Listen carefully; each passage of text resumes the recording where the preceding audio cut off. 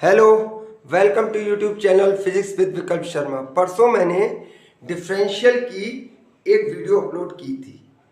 उसमें मैंने आप लोगों को उतना डिफरेंशियल सिखाने का प्रयास किया था, ट्राई किया था, जितना आपको फिजिक्स में ज़रूरत है।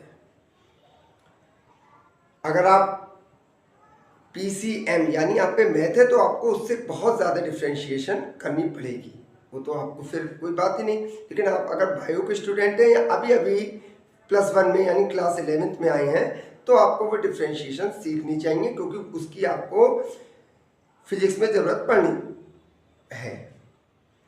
वो वीडियो का डिस्क्रिप्शन में मैं लिंक डाल दूंगा, आप लोग चाहे तो उसे देख सकते हैं। आज हम एक स्टेप फॉरवर्ड चलते हैं। आज हम बात करेंगे इंटीग्रेशन की। इंटीग्रेशन होता क्या है ये बताना इसलिए भी ज़रूरी है। कई बच्चे इंटर पास आउट कर लेते हैं, लाइफ में अच्छा कैरियर उनका बन जाता है,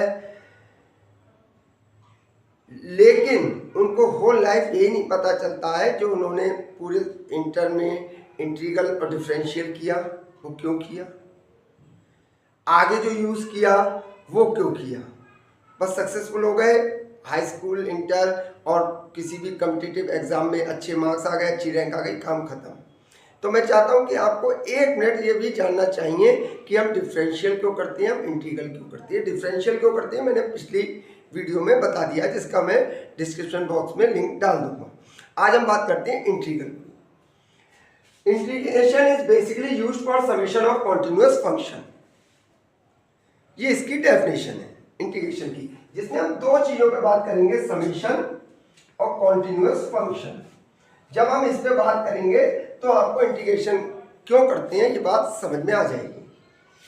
पहले हम समेशन पे बात करते हैं। अगर आपने हाई स्कूल में स्टैटिस्टिक्स जिसमें मीन मीडियन मोड होता है तो मीन किया होगा, तो मीन में देखिए आपने क्या किया होगा, 5 7 3 2 इनका मीन निकालना था तो हम क्या करते थे,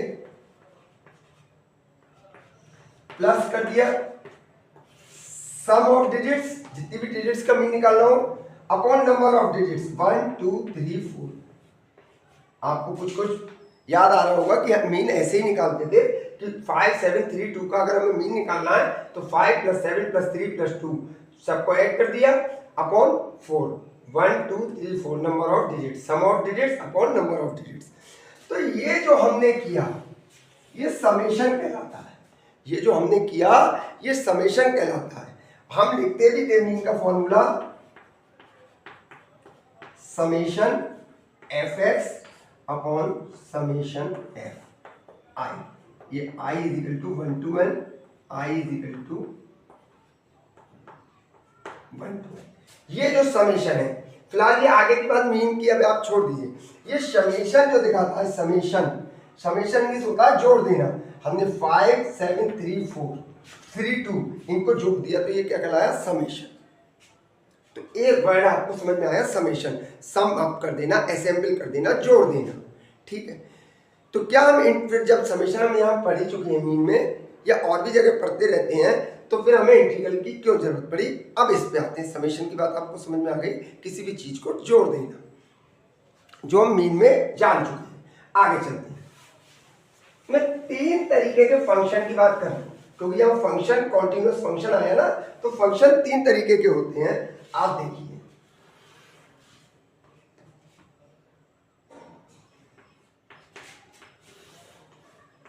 ये मैं एक बच्चे का ग्राफ बना रहा हूं।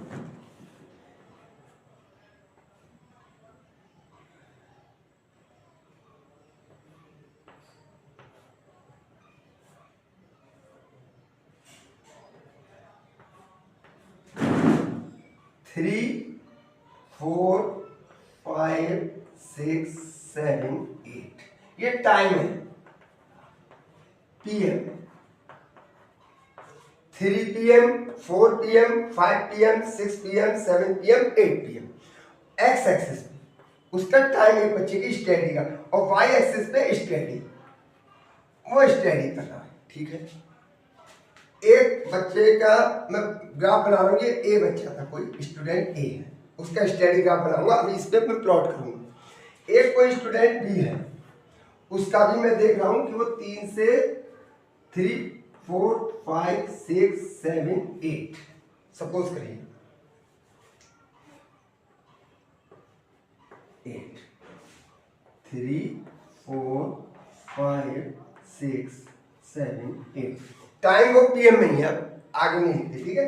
ये उसका स्टडी है, वाइल सिस्टम उसका स्टडी देखेंगे उस पर देख। और तीसरा बच्चा सी है, उसका हम टाइम देखते हैं 3 4 5 6 7 8 इस दैट के 3 बच्चों की हम केस स्टडी करेंगे कि वो ग्राफ के थ्रू समझने की कोशिश करेंगे कि क्या पढ़ते हैं। एक बच्चे का मैंने जो ग्राफ बनाया वो ये बनाया,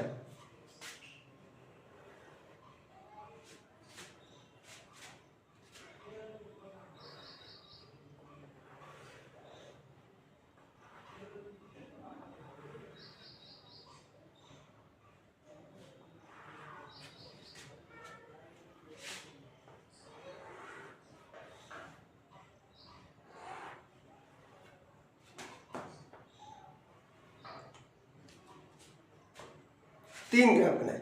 क्या आप लोग बता सकते हैं कौन सा बच्चा सबसे ज्यादा पढ़ रहा होगा? ये और ये 3 ग्राफ बनाए। कैन यू टेल मी कि सबसे ज्यादा कौन सा बच्चा पढ़ रहा होगा?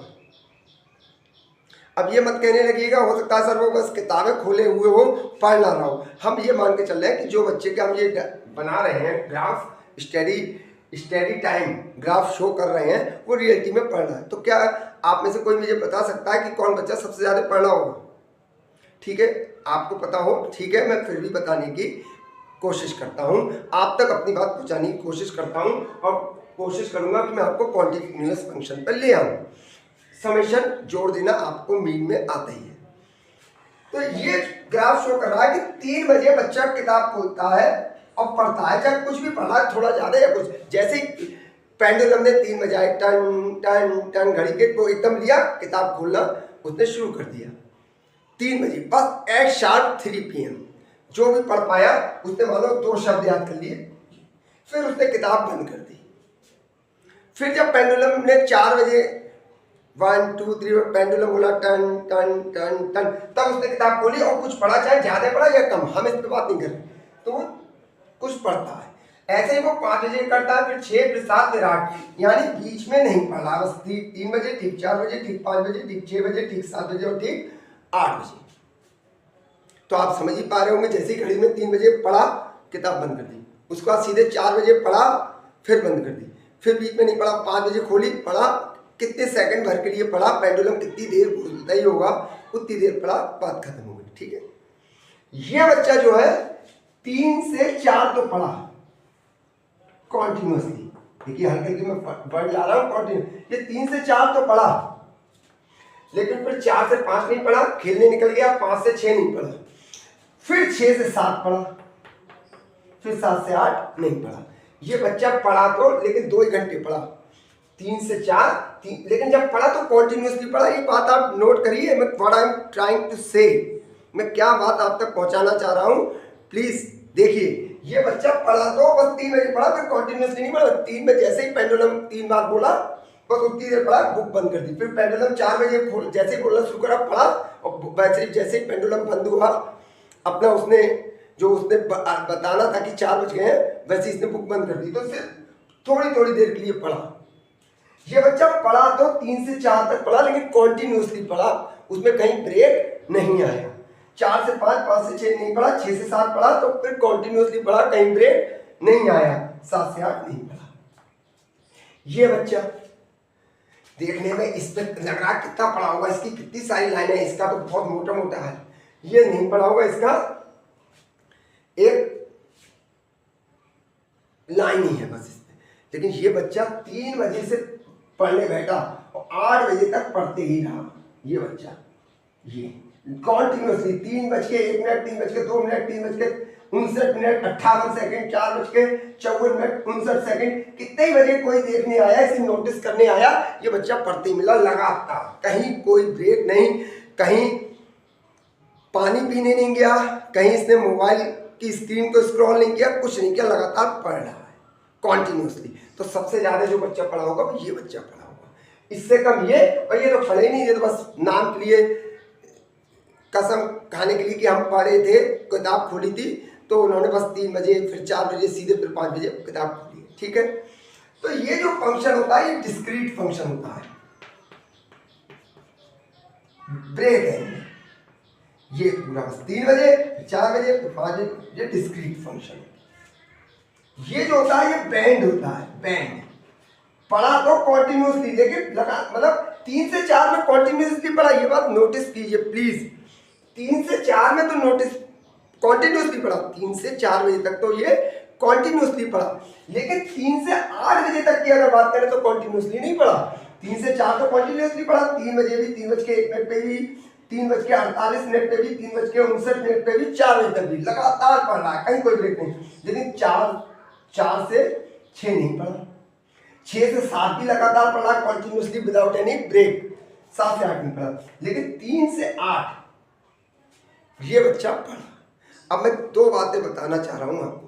कोई बच्चा कहे, कोई आपसे पूछे कि इन ग्राफ से 3 से 4 बजे तक कौन कॉन्टिन्यूसली पढ़ रहा है, तो ये बच्चा भी पढ़ रहा है 3 से 4 कॉन्टिन्यूसली, और ये भी, ये तो 3 से 8 तक ही पढ़ रहा है, तो 4 ही क्या 5 भी क्या ये। और कोई पूछे 3 से 5 कौन कॉन्टिन्यूसली पढ़ रहा है, तो सिर्फ ये। 3 से 6 ये। कोई पूछे 6 से 7 कौन कॉन्टिन्यूसली पढ़ रहा है, तब फिर ये आ जाएगा 6 से 7 में तो ये पढ़ ही रहा है कॉन्टिन्यूसली, और ये भी आ जाएगा, ये तो 3 से 8 ही लगातार पढ़ रहा है, और फिर 7 से 8 में ये नहीं पढ़ा, ये पढ़ रहा है, यानी ये ब्रेक ले लेके कॉन्टिन्यूसली पढ़ रहा है 3 से 4, 6 से 7। तो जब ब्रेक ले लेके हम कोई कॉन्टिन्यूस काम करते हैं तो वो बैंड में आ जाता है। जो हम पल भर के लिए फॉर फ्यू सेकंड कोई काम करते हैं सर्टेन इंस्टेंट पे, इंस्टेंटेनियस टाइम पे या सर्टेन मोमेंट पे, तो वो डिस्क्रीट कहलाता है। और जब हम लगातार कोई काम करते चले जाते हैं तो वो क्या कहलाता है, कॉन्टिन्यूस।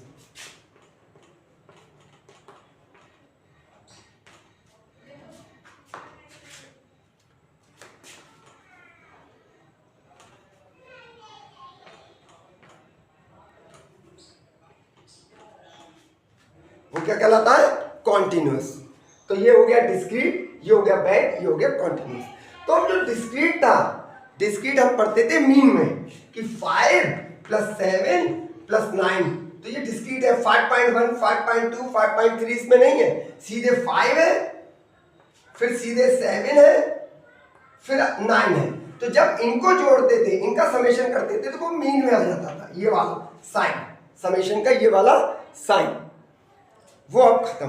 बैंड से भी बैंड, ये कॉन्टिन्यूस वाला जोड़ लेते हैं, फिर ये कॉन्टिन्यूस, तो ये बैंड बन जाता है। तो जो हम इंटीग्रल करते हैं कॉन्टिन्यूस फंक्शन, वो इसका करते हैं कि 3 से 8 PM तक, ये 3 PM से बच्चा पढ़ने बैठा, 8 PM तक पढ़ा, तो ये जो हम इसका जो करेंगे, जोड़ना है कि कितना पढ़ा, तो वो किसके अंदर पढ़ेंगे, कॉन्टिन्यूस फंक्शन का। तो डिस्क्रीट फंक्शन हम मीन निकाल चुके हैं हाई स्कूल में। बैंड को हम 3 से 4 तक कॉन्टिन्यूस लेंगे और 6 से 7 तक कॉन्टिन्यूस लेंगे और एज अ डिस्क्रीट फंक्शन करके जोड़ देंगे। तो कुल मिला के जो हमारा इंटीग्रेशन काम आता है वो किसके लिए आता है, कॉन्टिन्यूस फंक्शंस को असेंबल यानी उनका समेशन करने के। Is that clear? इतनी देर लगी आपको ये बात समझाने में कि इंटीग्रेशन होता क्या है, वरना लोग इंटीग्रेशन जिंदगी भर फॉर्मूला भी मैं लिख देता, 7-8 फॉर्मूले हैं, उन पे एक एग्जाम्पल दे देता, उतनी आपको एनफ होती फर्स्ट ईयर और इंटर की फिजिक्स के लिए। Is that clear? अब आपको समझ में आया होगा हम इंटीग्रेशन करते थे। आगे चलते हैं।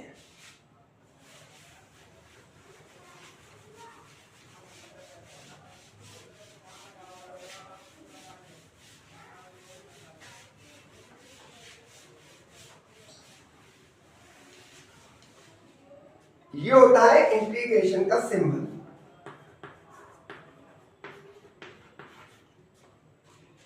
ठीक है, इंटीग्रेशन 3 तरीके से होता है।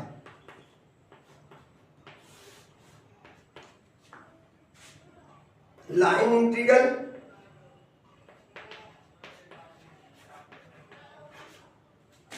सरफेस इंटीग्रल,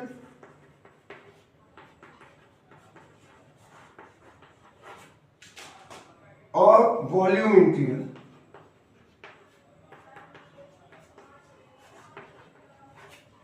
ये 3 तरीके का इंटीग्रल होता है, line integral, surface integral, volume integral. First year और इंटर में 99 केसेस में लाइन इंटीग्रल पे हम डिस्कस करते हैं। 99 केसेस में, एक केसेस में कहीं सरफेस और 1% के चांसेस ऐसे होते हैं कि कहीं सरफेस और वॉल्यूम इंटीग्रल आ जाए। Is that clear? अब मैं बता देता हूँ लाइन इंटीग्रल क्या होता है, सरफेस इंटीग्रल क्या होता है और वॉल्यूम इंटीग्रल क्या होता है। देखिए ये एक बॉक्स है, बॉक्स आपको दिख रहा होगा। अगर मैं यहाँ से चलूँ और ये सब जोड़ूँ, ये सब मुझे जोड़ना है, इसकी कितनी लेंथ है, यहाँ से शुरू किया, ये मेरा स्टार्टिंग पॉइंट है और मुझे यहाँ से यहाँ तक आया, ये मुझे इंटीग्रेट करना है। देखिए ये कॉन्टिन्यूस है, यहाँ के बाद मैं कहीं ब्रेक नहीं लिया, मैंने ऐसा नहीं करा यहाँ से यहाँ तक आया, फिर यहाँ से यहाँ तक आया, फिर यहाँ से, फिर डिस्क्रीट हो जाता, फिर तो वो मीन से निकलता। यहाँ से शुरू किया ऐसे करके, ऐसे ऐसे यहाँ से यहाँ तक आया, कॉन्टिन्यूस था। और कॉन्टिन्यूस को जब हमें समेशन करना होता है, जोड़ना होता है कि ये लेंथ कितनी है। तो जब लाइन में चल रहा हूँ, देखिए ये एक लाइन है, स्केल से हम इसकी निकाल सकते हैं, तो वो किस में आता है, लाइन इंटीग्रल।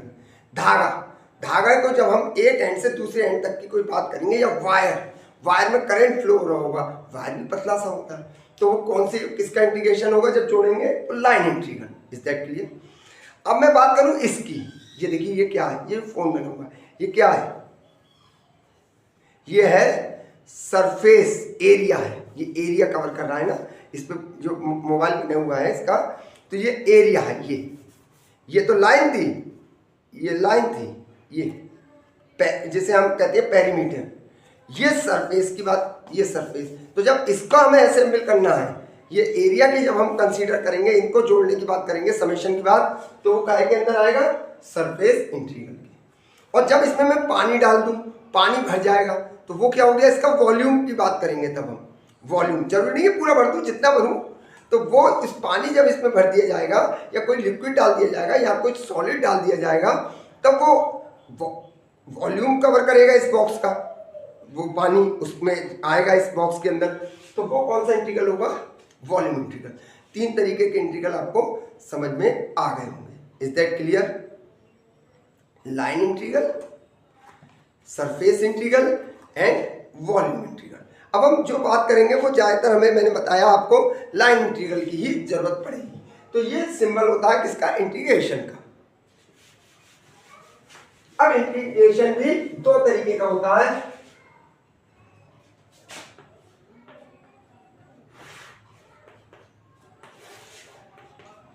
डेफिनेट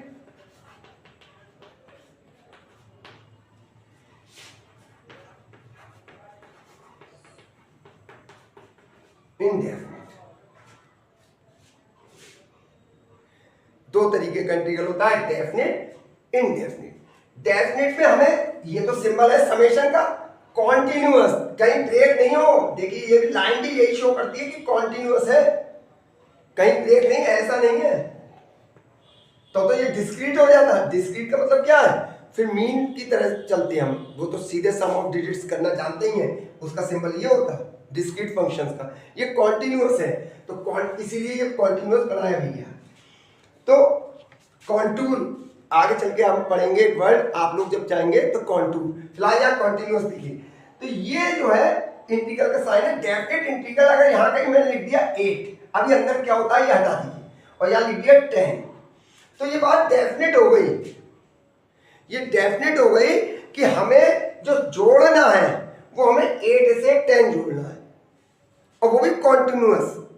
ये नहीं कि 8, 9, 10, मैं बार बार इस चीज पे फोकस कर रहा हूं कि फिर ये डिस्क्रीट हो जाएगा। 8.1, 8.2, 8.3 नहीं है इसमें, लगातार हो, 8.1 भी हो, 8.11 भी हो, 9.02 भी हो, सब कुछ हो 8 से लेकर 10 तक, तो ये कॉन्टिन्यूअस कहलाता है। ये तो हमें पता है कहां से कहां तक जोड़ना है, 8 से 10 तक, तो ये कहलाती है लोअर लिमिट, जहां से हमें शुरू करना है, और ये कहलाती है अपर लिमिट, जो ऊपर लिखा है। यानी हमें कहां से शुरू करके कहां तक जाना है, जब हमें पता हो कहां से कहां तक जोड़ना है, तो वो डेफिनेट होता है, हमें पता है। ये लोअर लिमिट नीचे वाली, और ये अपर लिमिट। वहीं जब हमें सिर्फ जोड़ना हो, हमें ये पता है हमें जोड़ना है, कहां से जोड़ना है, कहां तक जोड़ना ये नहीं पता हो तो वो इंडेफिनिट इंटीग्रल कहलाता है। समझ में आ गया? वो क्या कहलाता है? Indefinite integral. शुरू करते हैं। कुछ फॉर्मूले, मुश्किल से 6-7 फॉर्मूले हैं, वो आप पढ़ लीजिए, आपका फर्स्ट ईयर इंटर की फिजिक्स का काम हो जाएगा। देखिए, मैं फिर एग्जाम्पल कराते चलूंगा जिससे आप कंफ्यूज ना हो। देखिए, पहला, अगर x की पावर n, मैं अभी इंडेफिनिट सिखा दे रहा हूं, फिर मैं डेफिनेट एक एग्जाम्पल के थ्रू समझा दूंगा, वही हो ना, उसमें लोअर और अपर लिमिट का खेल है, बाकी कुछ नहीं। x की पावर n dx है, ठीक है? तो इसका क्या हो जाएगा? x की power n+1 upon n+1 plus c एक कांस्टेंट है। जब डेफिनेट इंटीग्रल करेंगे जी को भी, ये इंडेफिनेट है, इसमें लोअर और अपर लिमिट नहीं पता है कहां से कहां तक जोड़ना, इसलिए कांस्टेंट c आ जाता है। जब हम डेफिनेट इंटीग्रल करेंगे तो हमें पता होगा कहां से कहां तक जोड़ना है, तो ये फिर एक कांस्टेंट नहीं आएगा, ठीक है? तो यहाँ पे हमने एक एग्जांपल ले लेते हैं। x की पावर 7 लिया dx, तो क्या होगा भैया? x n का काम क्या कर रहा है? 7, तो यहाँ 7 लगा दिए, 7+1 अपॉन 7+1, n+1 है ना, तो x पे पावर n है, n का काम 7 कर रहा है, तो n+1 कर दो, 7+1 अपॉन 7+1, क्या हो जाएगा? x की पावर 8/8 प्लस c, ठीक है? Is that clear? एक एग्जाम्पल और ले लें। x की पावर -3 ले लिया, तो इस समय n का काम क्या कर रहा है? -3, तो हम इस फॉर्मूले में क्या लगा देंगे? n की जगह -3+1 अपॉन -3+1 प्लस c, तो ये क्या हो जाएगा? x की पावर -2, x की पावर अपॉन -2, -3+1 -2 अपॉन -2 c, यानी एक पावर हमें ऐड कर देंगे, चाहे माइनस में हो चाहे। Is that clear? अब यहीं पे एक बात सीख लीजिए, यहां पे x की पावर कुछ हो सकती है, n कुछ भी हो सकता है, n कुछ भी, सिर्फ एक चीज नहीं होगी, ये बात आप याद रखिए, n -1 नहीं होना चाहिए। मैं कह रहा हूं n की वैल्यू -1 नहीं होना चाहिए, बाकी कोई भी वैल्यू n की हो, 0 हो, -10/7 हो, -20 हो, -37/2 हो, डेसिमल में हो, फ्रैक्शन में हो, कोई फर्क नहीं पड़ रहा है। पॉजिटिव हो, 17 हो, 22/7 हो, 33 हो, कुछ भी हो, सिर्फ -1 नहीं होनी चाहिए। x की वैल्यू, n की वैल्यू -1 नहीं होनी चाहिए, तब इस फॉर्मूले से नहीं खुलेगा। बाकी n की वैल्यू कुछ भी होती तो ये इसी फॉर्मूले से होता, ठीक है? अब आप कहेंगे सर एक एग्जांपल और दे दीजिए, मैं दे दे रहा हूं, तुरंत ही दे रहा हूं। x की पावर मान लो -3/2 है, अब तो फ्रैक्शन में है, कुछ नहीं, अब टेंशन लेनी नहीं है। n का काम अब क्या कर रहा है आपका? -3/2, तो आप यहां क्या लगाएंगे? -3/2 plus 1, -3/2 plus 1 upon minus, board में नीचे आएगा,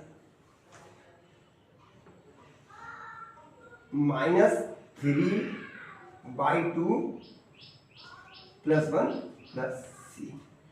अब -3/2 प्लस 1 को जरा सॉल्व कर लें। -3/2 प्लस 1, एलसीएम तो 2 आ गया, 2 बन जा 2, 3 बन जा 3, माइनस का 3, 2 बन जा 2, अब इसमें प्लस, तो -3 में से +2 गया, माइनस का 1 बचा, -1/2, तो इसका आंसर क्या आ जाएगा? x की पावर -3/2 प्लस 1 सॉल्व करने के बाद कितना आया? -1/2 अपॉन -1/2 प्लस c, हो गया। यानी कुछ भी वैल्यू रहे, कुछ भी वैल्यू रहे, सिर्फ n की वैल्यू -1 नहीं होना चाहिए। अब हम दो बातें देखते हैं कि n की वैल्यू भैया -1 क्यों नहीं होना चाहिए, और जब पहली चीज तो भाई n की वैल्यू -1 क्यों नहीं होगी, जब सारी वैल्यूज n की हम ले सकते हैं, कुछ भी, प्लस में, माइनस में, फ्रैक्शन में, प्लस के फ्रैक्शन में, तो इसी से निकलेगा x की पावर n। लेकिन n की वैल्यू -1 नहीं होना चाहिए, तो पहली चीज क्यों नहीं होना चाहिए, और दूसरी चीज -1 हो तब क्या करेंगे, ठीक है? तो पहले हम सीखते हैं क्यों नहीं होना चाहिए।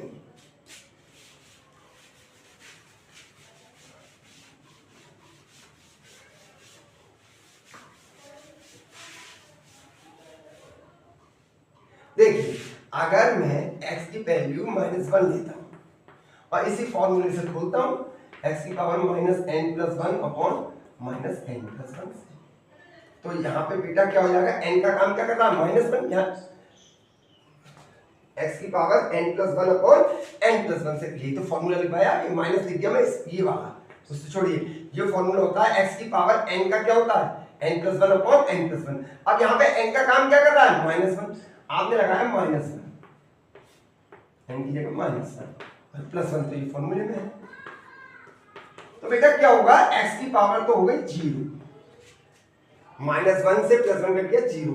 कौन से केस में, -1, जो मैंने बताया x की पावर -1 जब होगी तो ये फॉर्मूला नहीं लगेगा। क्यों नहीं लगेगा ये बता रहा हूं। और -1 + 1 ये 0।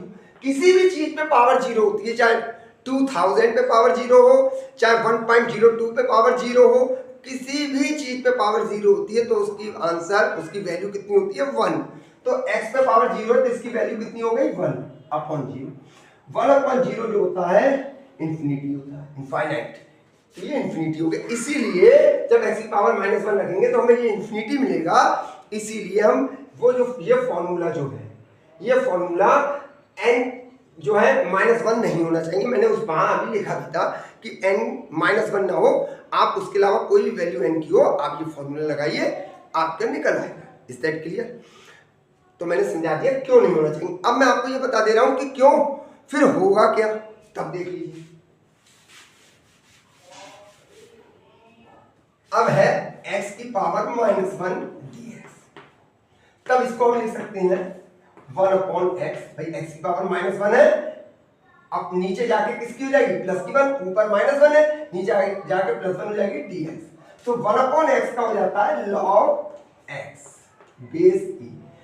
ये लॉग मैंने पढ़ाया है, पूरा लॉग आपको पढ़ना जरूरी है, चाहे आप +1 में हो, चाहे +2 में हो, चाहे आप मैथ के स्टूडेंट हो, चाहे बायो के। आपको फिजिक्स में लॉग की जितनी जरूरत पड़ने वाली है वो मैंने समझा दिया है पिछले वीडियोस में। मैं उसका भी डिस्क्रिप्शन बॉक्स में उसका भी लिंक डाल दूंगा। फिलहाल 1/x dx का इंटीग्रल, जब x की पावर -1 है, इसको 1/x लिखा, नीचे आके प्लस की 1 हो गई, इसका इंटीग्रेशन क्या हो गया, log x बेस e। समझ में आ गया? एक कांस्टेंट क्या लगा लिया, c। यहां तक बात समझ में आ गई? x की पावर -1 जब होगा तो इससे खुलेगा, इस वाले फॉर्मूले से नहीं खुलेगा।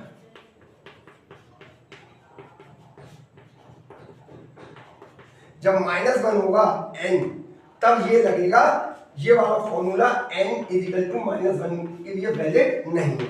n =-1 के लिए सिर्फ ये फॉर्मूला। आगे चलते हैं, ठीक है? इसमें मैंने एग्जांपल कराई दी। 4 गिनती के फॉर्मूलों की आपको जरूरत है, चारों फॉर्मूले में आपको बता दे रहा हूं।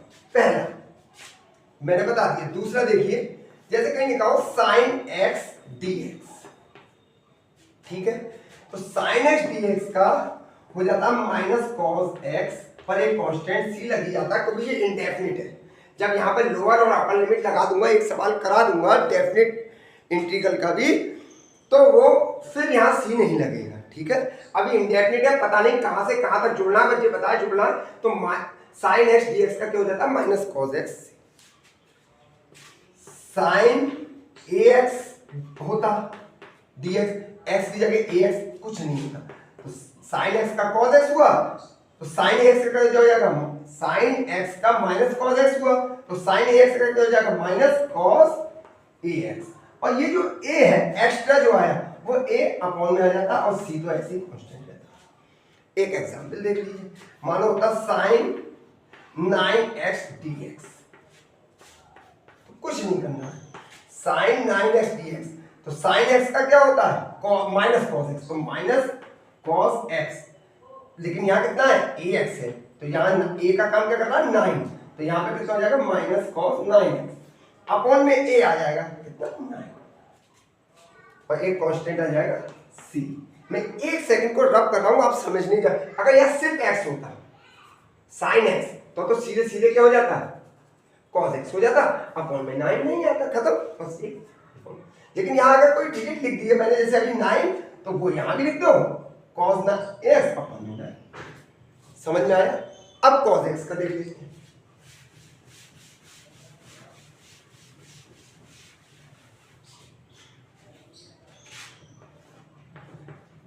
cos x dx। इसका हो जाता है sin x प्लस में sin x का माइनस cos x और cos x का sin x। तो अब होता cos x, तो बच्चों sin की तरह क्या हो जाता, यहां क्या हो जाएगा sin x, ये और आ जाएगा और वही a जो होगा वो कहां जाएगा कौन में सी। एक एग्जांपल cos 17x dx, तो क्या हो जाएगा sin 17x, a का काम 17 कर रहा है, अपॉन में ये 17 आ जाएगा प्लस सी। समझ में आया? आगे चलते हैं।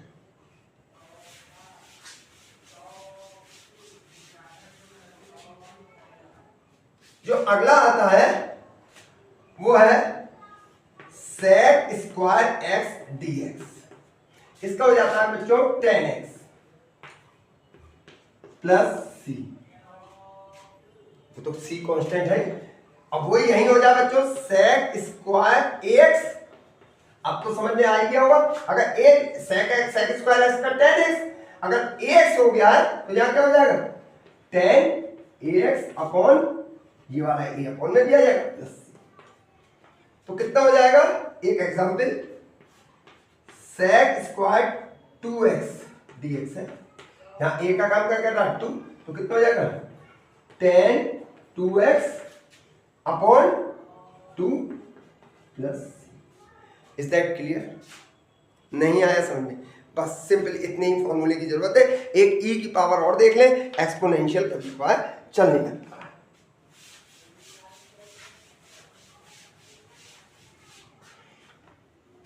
e की पावर x dx का e की पावर x हो जाता है एक कांस्टेंट c, ठीक है। और वही e की पावर अगर ax हो बच्चों, तो e की पावर ax का e की पावर, जैसे e की पावर x का e की पावर x ही रहता है, तो e की पावर ax का क्या हो जाएगा e की पावर ax और अपॉन में क्या आ जाएगा a प्लस c। e की पावर माइनस 7x कहीं लिखा है या 7/2 करिए, e की पावर माइनस 7/2 x dx लिखा, तो e की पावर ax का क्या हो जाएगा e की पावर ax, तो e की पावर a का काम क्या कर रहा है माइनस 7/2, तो ये बिल्कुल ऐसे ही रहेगा माइनस 7/2 x, ठीक है। अपॉन में a आ जाएगा, तो इसमें a का काम क्या कर रहा है, वो अलग की बात है कि ये अपॉन J2 ऊपर आ जाए, वो तो फिर अलजेब्रा जो हमने हाई स्कूल में पढ़ के उस पर अभी डिस्कस नहीं कर रहे हैं। Is that clear? आगे चलते हैं।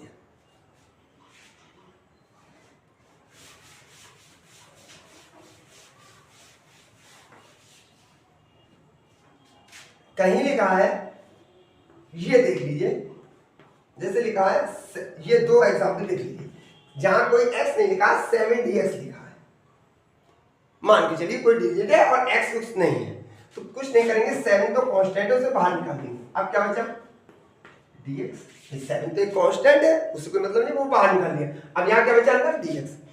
यहाँ एक तरीके से हम क्या मान सकते हैं 1 7 बन जाए 7, ये 7 बाहर निकाल दिया तो यहाँ 1 ही तो है। अभी मैंने बताया 1 किसी भी चीज पे पावर 0 हो, किसी भी चीज पे पावर 0 हो तो उसकी वैल्यू कितनी होती है 1।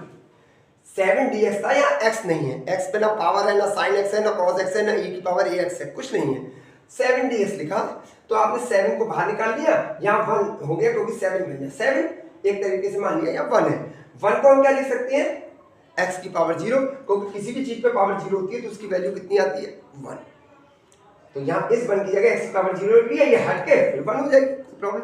अब x की पावर 0 का क्या होगा, x की पावर n का क्या होता है, x की power n plus 1 upon n plus 1। तो और एक कांस्टेंट c आ जाता है। तो फिलहाल मैं यहाँ बता रहा x की पावर n, यहाँ पे n का काम क्या कर रहा है 0, भाई x की पावर n dx का, तो x की पावर n का काम क्या कर रहा है 0, यहाँ 0 लगा दो, 0 प्लस 1 n की जगह 0 अपॉन 0 प्लस 1 और प्लस c, ये वाला c, तो कितना होगा x की पावर 1, 0 प्लस 1 1 अपॉन 1 1 हटा दे तो केवल x ही तो बचा है, ये तो c कांस्टेंट है। तो कहीं भी ऐसा आप देखो कि 7dx है तो c पे 7x लिख, जैसे कहीं आप देखो 12dx, तो इसको करो नहीं, सीधे 12x, एक कांस्टेंट तो सी बाद में आ गया, dx का x हो जाता है। क्यों हो जाता है, मैंने बताया dx, ये कांस्टेंट तो बाहर ले लिया, इसको 1 लिख लिया, 7 - 7 1 को लिखा, x की पावर 0, x की पावर 0 जब इसमें लगाएंगे 0 तो कितनी आ जाएगी 1, तो ये सॉल्व होकर x हो जाएगा। तो 7dx का सीधे कितना हो गया 7x, dx का केवल dx का इंटीग्रल होना हो या कहीं ऐसे ही लिखा हो बस dx, तो इसका सीधे क्या हो जाएगा x। कांस्टेंट हटा दीजिए, कांस्टेंट पर कंफ्यूज मत होइए, जब तक यार लोअर और अपर लिमिट नहीं लगी है, यानी इंडेफिनिट इंटीग्रल है, हमें नहीं पता है कहां से कहां तक जोड़ना है, तब तक ये सी लगेगा, और जब डेफिनिट इंटीग्रल हो जाएगा तो ये सी नहीं लगेगा। यहां तक बात समझ में आ गई? Any problem? No problem, okay. आगे चलते हैं। अब मैं डेफिनिट इंटीग्रल के 2 सवाल आपको कराए दे रहा हूं, जिससे आप परेशान ना हो। डेफिनिट इंटीग्रल की बात, अब इसमें सी नहीं लगेगा, बात खत्म। देखिए जैसे मैंने लिखा x की पावर 3dx, 2 से लेके 4 तक लिख लिया, ठीक है, या 3 सरल कुछ भी लिख सकते हो आप, यहाँ 2 से लेके 100 लिख लीजिए, 300 लिख लीजिए, 270। मैं सिर्फ कम इसलिए ले रहा हूं कि आपको समझा सकूं, कैलकुलेशन ज्यादा लंबी ना हो, कैलकुलेशन में वीडियो ज्यादा लंबा ना हो। आप यहाँ पे कोई भी वैल्यू ले सकते हैं, 33, 39, whatever you want you can. x की पावर 3 किससे खुलेगा बेटा, x की पावर n+1 अपॉन n+1, तो यहाँ पे क्या हो जाएगा x की पावर n का काम क्या कर रहा है 3 + 1 अपॉन 3+, ठीक है। अब इसमें c नहीं लगेगा क्योंकि ये डेफिनेट इंटीग्रल हो गया, इसमें लोअर लिमिट भी है और अपर लिमिट भी है। कुछ नहीं करेंगे, c नहीं लगाएंगे, यहां पे लिख दिया x = 2, और ये क्या है x = 3। ये कितना आया 3 और 1 4, ये तो बाहर लिख लिया, x की पावर 3 और 1 4, x = 2 और x = 3। कुछ नहीं करते बच्चों, एक चीज देख लो, खत्म इसका। x पे पहले अपर लिमिट भरो, x की अपर लिमिट, ये लोअर लिमिट होती है, ये अपर लिमिट, अपर लिमिट कितनी है 3, तो 3 लिखा x की जगह 3, उस पे पावर कितनी है 4, क्लियर। माइनस, अब x की जगह माइनस लगा लेते हैं, फिर लोअर लिमिट भर देते हैं। अब लोअर लिमिट कितनी है 2, तो x की जगह कितना बच गया 2, और 2 पे पावर 1/4, 81 होगा, 3 की पावर 4, 81 माइनस 16, 81 माइनस 16 65, तो इसकी वैल्यू कितनी आ गई 65/4, ये तो 65 आया, अपॉन में कितना 4, ये डेफिनेट वैल्यू आई, इसीलिए इसमें सी नहीं लगता। आगे जो +c लगाते थे, और अगर ये लोअर और अपर लिमिट नहीं लगी होती, ये नहीं लगा होता, तब हमें यहाँ पे सी लगाना होता, फिर हमें ये कुछ नहीं करना पड़ता, फिर तो वो इनडेफिनिट है। लेकिन अब उन्होंने डेफिनेट कर दिया कि हमें कहां से कहां तक जोड़ना है 2 से 3 तक, तो ये डेफिनेट इंटीग्रल आया, इसमें सी नहीं आता है। इतनी आपको जरूरत पड़ने वाली है। एक साइन से, साइन का और साइन फंक्शन का और कर दूं, ट्रिग्नोमेट्रिक फंक्शन का, जिससे आपको समझ में आए।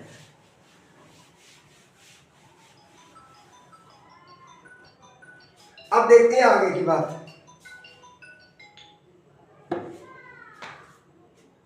जैसे लिखा है 9 sin x dx,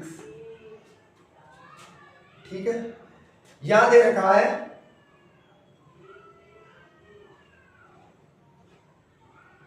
32 60, सही है 32 60। अब ये 9 तो कांस्टेंट है, मैंने अभी बताया था 9 तो बाहर निकल आएगा, 9 तो बाहर निकल आएगा, क्या रह गया अंदर साइन है। अच्छा और थोड़ा सा समझा दूं, 9 इसको भी हटा दो, कुछ देख लिया, ये भी हटा लो, थोड़ा कठिन कर लो, लेकिन फिर आपको थीटा की वैल्यू फिर लगानी पड़ेगी, तो यहां लगा लो, dx कर देता हूं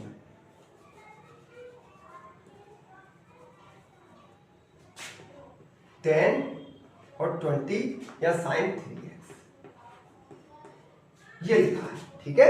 अब मैंने और कठिन कर दिया थोड़ा, जिससे आपको समझ में, तो ये 9 लिखा है, 9 को हमने क्या ले लिया बाहर, अब यहाँ पे sin 3x dx, ये मत कंफ्यूज होना भैया कि सर आपने अभी 30 लिखा था 60 लिखा, सिर्फ इसलिए कि कैलकुलेशन कठिन ना हो जाए, वीडियो बहुत लंबा हो जाएगा, मैं कैलकुलेशन ही करते रहूंगा, आप लोग कहेंगे सर कैलकुलेशन तो आप लोगों को आती है, practice makes a man perfect, calculation आप करते चले जाएंगे, वो आपको समझ में आ जाएगी।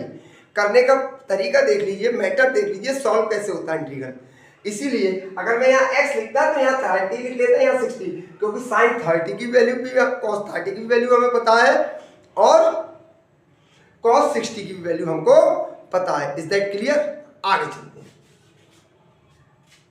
अब इसको देखिए जरा, साइन अब हमें कहां से कहा था, 10 और 20, ये x की वैल्यू है 10 और 20, ठीक है।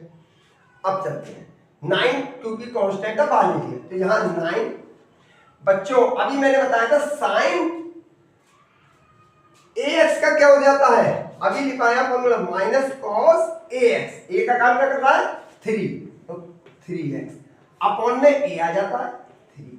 अब इसमें c नहीं लगेगा, प्लस c जो लगाते थे नहीं लगेगा, क्योंकि ये क्या है अब डेफिनेट इंटीग्रल है, इसमें लोअर लिमिट भी पता है x कितना बनना है हमें 10, और अपर लिमिट भी पता है x कितना बनना है 20। Is that clear? आते हैं 9,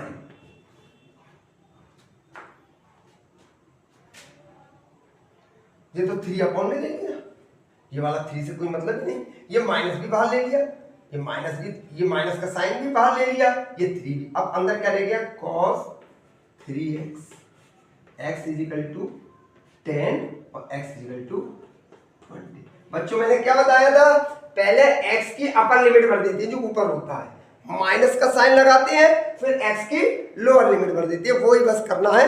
देखिए यहां कर दो -9/3, 3 बन जाए, 3 3 या 9, तो माइनस का 3 यहां लगाते हैं बच्चों, cos 3 इंटू 3 के साथ x लिखा है, x की वैल्यू कितनी रखनी है 3x मल्टीप्लाई में ही है, 3 की मल्टीप्लाई x से होनी है, x की वैल्यू अपर लिमिट लगाते हैं पहले कितनी 20, 3 इंटू 20, ठीक है, माइनस, फिर माइनस का साइन लगाते हैं, फिर लिखा cos 3x, अब x की जगह लोअर लिमिट लगा देंगे कितनी 10, बस इसीलिए मैंने 10 और 20 लिया था, क्योंकि ये cos 30 हो जाएगा और cos 60 हो जाएगा। Is there any problem? Any problem? No problem ना, ठीक है। -3 23 या 60 cos 60, ठीक है, माइनस cos 30, बस अब क्या cos 60 की वैल्यू, cos 60 की वैल्यू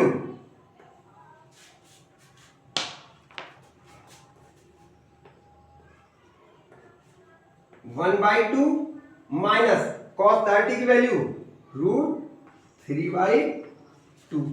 इसको एक लाइन में मैं यहां सॉल्व कर देता हूं, अब ये सॉल्व हो गया इंटीग्रेशन आपका, बस थोड़ा सा सिंप्लीफिकेशन करना कर ले रहा हूं। इसका -3,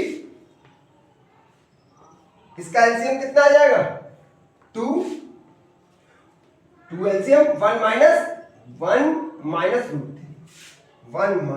√3, ये आपका आंसर आ जाएगा। समझ में आया? 9 बाहर ले लिया, साइन 3x, साइन 3x का क्या हो जाएगा माइनस कॉस 3x, a का काम 3 कर रहा है, 3 अपॉन में आ जाएगा, 3 बाहर निकल आएगा, पहले अपर लिमिट भरेंगे, x की जगह 20, 23 या 60 माइनस करके लोअर लिमिट भरेंगे 10, 3 10 या x की जगह 10 भरेंगे तो 3 10 या 30, cos 30 cos 60 की वैल्यू भरी, cos 30 की सिंप्लीफाई करके ये वैल्यू आ गई। इतनी ही इंटीग्रेशन का आपको काम है फर्स्ट ईयर और 12th में फिजिक्स के अंदर, ठीक है। बाकी आप अगर मैथ है आप पे तो आपको फिर पढ़ना ही पड़ना है। मैंने डिफरेंशिएशन जो समझाया था, जितनी ज़रूरत है फिजिक्स में, उसका लिंक मैं डिस्क्रिप्शन बॉक्स में डाल दूँगा। बाइनोमियल आपको ज़रूरत पड़ेगी, बाइनोमियल का भी क्विक रिव्यू देने के लिए मैं डिस्क्रिप्शन बॉक्स में डाल दूंगा। 2 पार्ट्स में, छोटा छोटा, जितनी आपको फिजिक्स में ज़रूरत पड़ेगी। अगर आपको डीप मतलब निकालना है बाइनोमियल थ्योरम का कि ये वैल्यूज आई कहाँ से, तो मैंने वो फिर डीपली बनाया है। उसके मैं लिंक से ऊपर लिख दूंगा short video binomial part 1, short video binomial part 2। इससे आप समझ लीजिएगा, वो शॉर्ट वीडियोस है 1-1, 2-2 मिनट की, जो आपको बाइनोमियल फर्स्ट ईयर और 12th में ज़रूरत पड़ने वाली है, वो आप देख लीजिएगा, बस उससे काम आपका चल जाएगा।